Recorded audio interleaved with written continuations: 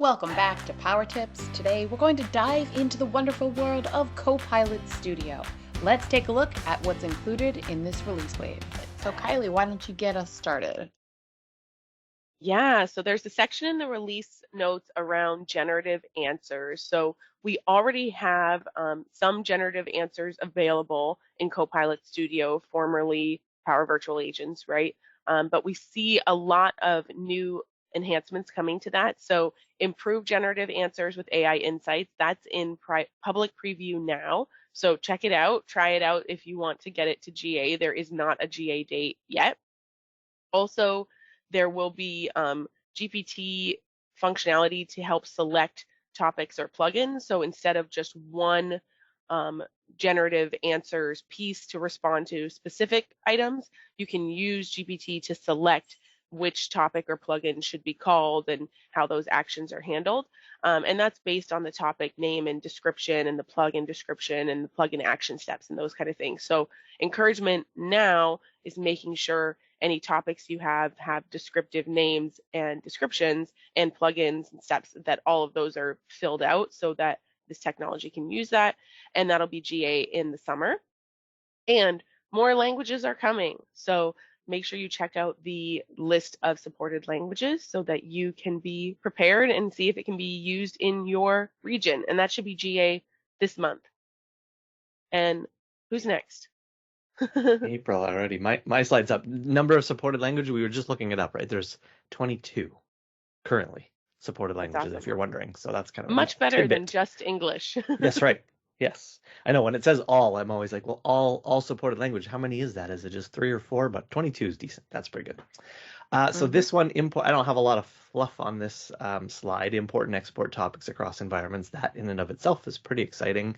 The thing that caught my eye the most, and I think is probably the most exciting part about it, is in the release notes, they call out that as a result of this, ISVs can start to create and reuse assets to accelerate solution building for customers. So exciting for the partner ecosystem, but in turn more exciting for the customers because it means we're going to start to see the development of tools that can be reused across things, which is amazing. We have such a strong ISV network of great solutions out there that this is just going to add to that, which is nothing short of exciting. So I guess the downside of this one, public preview doesn't start until September of 2024. So that, although it's right around the corner, feels like a very, very far away. But it'll be here soon. So excited to see where this one comes across, and I think it'll be probably pretty straightforward in terms of moving things in solutions, much like we do now. But that's just a guess.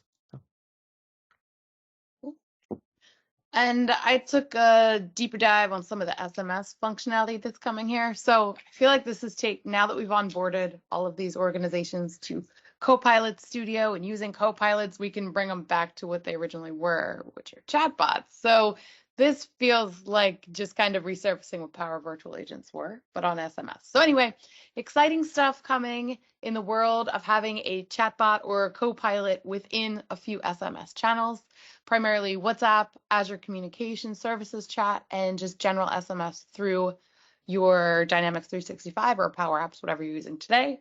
Obviously, this is going to have the impact of enhancing the accessibility for B2B, B2C, all kinds of cool things.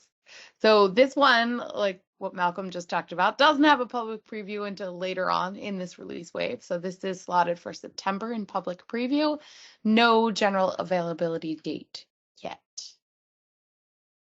And the second update that I wanted to highlight, I think answers a lot of the criticism I've heard or questions I've heard around Copilot, which is my data safe? Are you going to use my data in other Copilot functionality? And I think this is a way to kind of answer that. So these are customer managed encryption keys that can now be added in order to protect your data in Copilot Studio.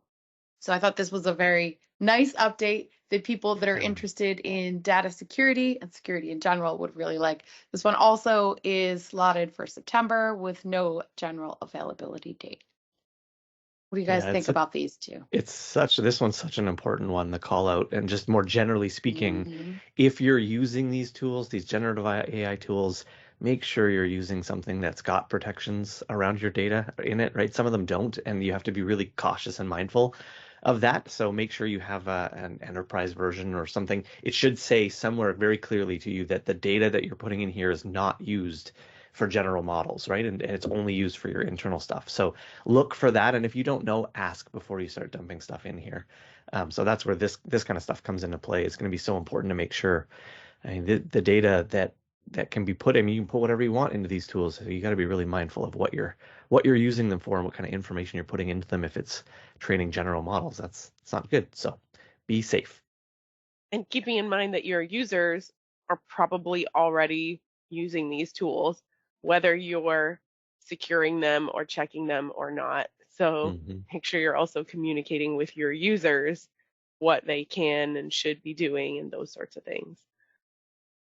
And I think that's one of our advantages of our Copilot, right? Is we know that it's already in our Microsoft ecosystem and should be respecting our security.